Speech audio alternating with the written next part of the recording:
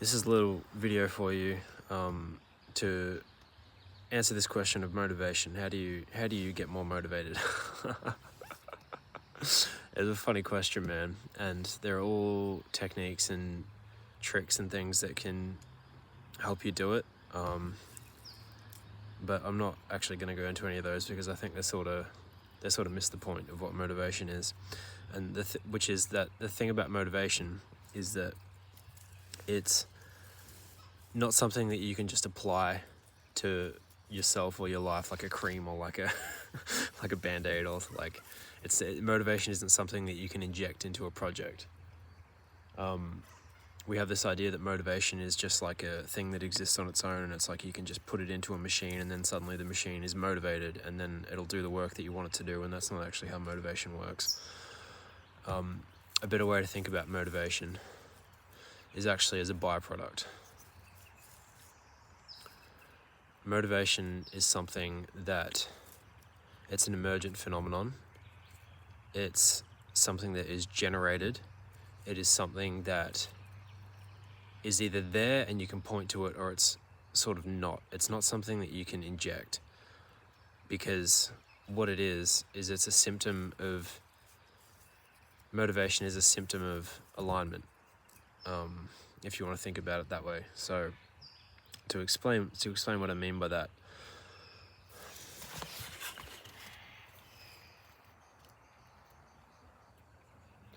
you don't have to motivate a river to flow to go all zen on you, right? You don't have to motivate a fucking bird to sing. You don't have to motivate a tree to grow. There are certain conditions that are conducive to the health of those things. Like obviously a bird is not going to be singing if it's physically sick.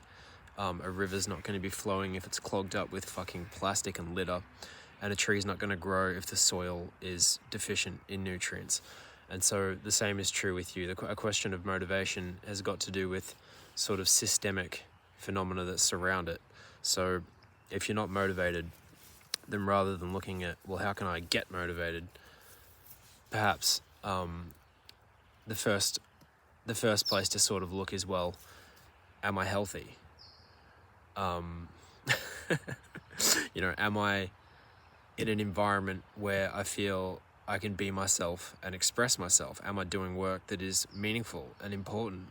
Am I working with people who I like, or am I feeling oppressed and like I can't be myself? See, the thing about work, the thing about everything, the thing about life, man, is that it's an expressive process. It's like when you're alive, you're expressing, you're growing, you're creating, you're working. It's like all of these things, they're the same word, man. It's like living, working, expressing yourself, creating, just joyously enjoying your life. It's like all these things, fun, play. I think they're all the same. They're the same process. It's the process of life. And I think we run into a problem here in our culture where we compartmentalize work and life. And we think that, we ought to suffer as much as possible when we work in the pursuit of progress. And then that's what allows us to earn our time outside of our work to do what we actually want to do. And then we ask stupid questions like, well, how do I get motivated for work? Because I don't want to work, but I need to work, because if I don't, I'm going to lose my job. And I think in some ways it's a silly question, not in every way, because I think there's a balance to everything, and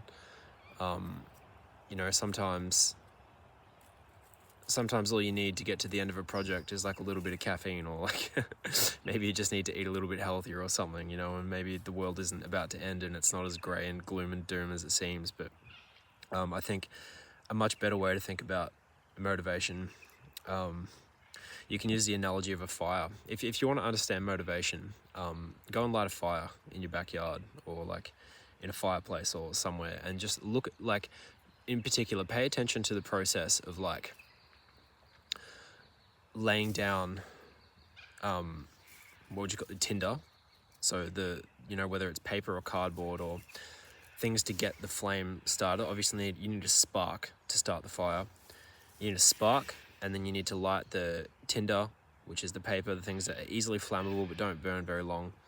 Then you've got your kindling, which is sort of the in-between the tinder and then your full-blown logs, which burn really bright and hard. The thing about motivation is, it's like, to seek motivation for just motivation's sake is sort of like throwing gasoline on a fire. It's like you want a quick little pump of, like, you know, energy to just fucking push through something and get something done. But if you've ever thrown gasoline on a fire, you know it's like really impressive really quickly, and there's a fucking huge burst of energy and heat, and it's like, wow, look at this amazing fire, look at how strong it is, look at how much it's burning. But then what you notice is that just quickly goes out just the next moment, because there's no actual substance to it, there's no like support. And so when it comes to motivation, long-term motivation, it's like building a really strong steady fire. It's like you need to stack the fire in a good way. It's like you have to sort of tend to that flame. They like what I'm saying. See? They're like, fuck yeah, man. They're actually fucking annoying, those birds. They're cockatoos. They're like the loudest, crazy, annoying things that have ever existed. But yeah, so motivation is like stoking a flame. It's like tending to a flame. It's like it starts small, and then as long as you care to it, you pay attention to it, and you build the pieces of wood right so that air can flow through, and the intermediate logs can catch, the sticks can catch, and then they in turn burn brighter and brighter, and then the bigger logs catch, and then all of a sudden you've got this steady, fucking slow but really warm, consistent burn.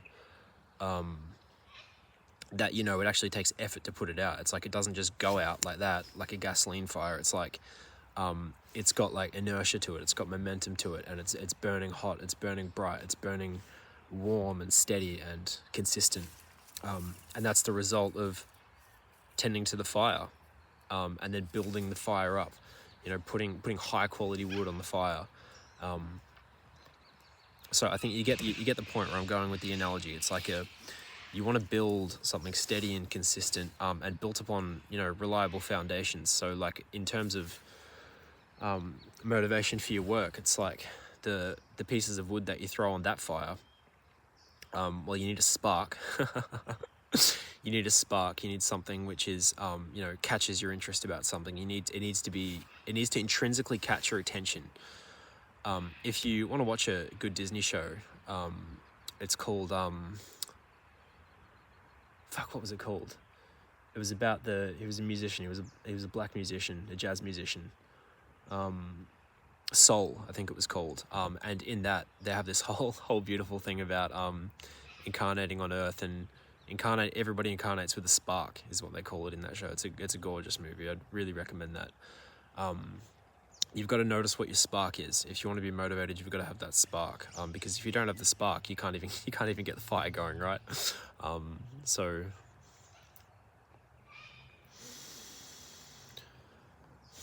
you got to have the spark, and then you got to tend to that spark and get that baby flame burning. So what that looks like is, well, essentially what this whole process looks like is building a fire based on the spark of something that you enjoy to do. Because the spark is the foundational thing, and if you don't have the spark, then it's like, it's not even your fire that you're tending to somebody else's fire, and you're the fuel, basically. It's like when you go to work for a corporation who doesn't give a shit about you. It's like they've got their own fire that they're burning, they've got their own spark and their own vision, and they're benefiting from the warmth, and then you're just you're the little piece of wood that gets burned. They throw you on the fire, and you burn in their flame rather than you having your own fire. So if you really want to experience what true motivation feels like, you need to go the opposite route, is which you need to do the things that, you know, light a spark in you. And then when it comes to, you know, building that flame up, you want to eat healthy, obviously. You want to understand your diet. You want to understand your physiology as a human being. You want to have a clear mind. You want to understand how things like caffeine affect you. You want to understand how meat and plants affect you, like your diet, the things that you eat, whether you need fatty foods or if you want carbohydrates, or how much to eat, when to eat.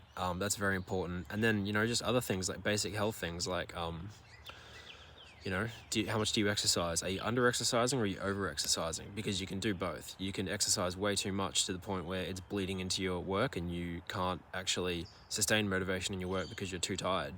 And that's something that I struggle with. I go both ways.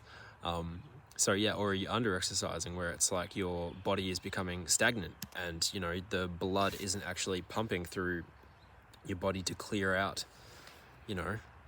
areas where like nutrients or toxins might be blocked and not able to, be excreted or whatever.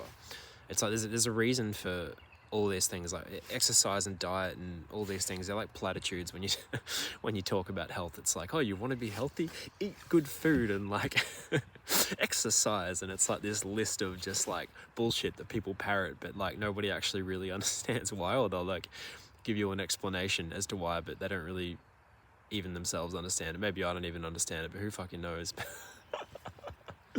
But the point is that like when you engage in these things, being conscious about your eating habits and being conscious about, the exercise that you do and the people that you spend time with and the environment that you work in, all of these things, just noticing how they affect your performance. Because they all have an influence on your motivation. They all have an influence on your mood, and your mood is essentially synonymous with your motivation. But with that said, you can be in a bad mood and be very motivated as well, because you can be motivated out of, bad emotions, things like anger, or, perhaps like jealousy or like a desire to prove people wrong or whatever. And you can also be very motivated out of, positive emotions, like just you want to express yourself, you want to create something beautiful, you've got a profound vision for something that you want to make, and you really care deeply about it and want the world to see it. Like those are positive motivations. And when you're lit by those motivations, and then you can reinforce that spark with good lifestyle habits, so good quality sleep, a good quality working environment where you're not distracted, and that feels comfortable and, is relatively organized and is stress-free to maintain. Good people to be around. If you're around toxic people, that's even worse than being alone. So remove toxic people first. Be alone if that's what you need. Everybody needs alone time and solitude. But then ideally, you also want positive company who, people who are effortless to engage with, and are a net positive to your engagement. It's like if you put energy into the relationship, it comes back to you in a way that is a net positive for both of you. You want relationships like that. Those are amazing for game development or for any motivation and success. And then diet, I don't think I mentioned diet yet. So diet, you want to be conscious of the food that you eat. You want to be conscious of how that affects your brain. You want to be conscious of mind and body altering like drugs and substances. So things like alcohol and caffeine are the ones that I'm allowed to talk about on YouTube without getting banned. But I think all these things, they all have a place. They all have a place as long as you understand the positives and the negatives to them, because there's positives and negatives to everything. Caffeine can give you a good burst of energy. It can help sort of stimulate your system and get it going. But in some cultures, I can't remember where, or a culture, it's called empty fire.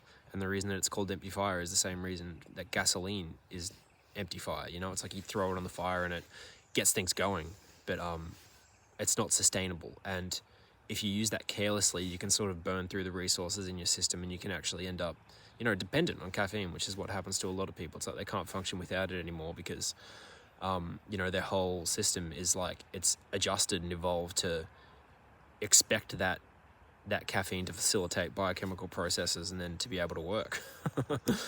So you've got to be conscious of that. And then the movement thing as well. So the same thing goes with exercise. Like I think it's good to be outdoors. I think it's good to ground, especially if you're spending a lot of time on a computer.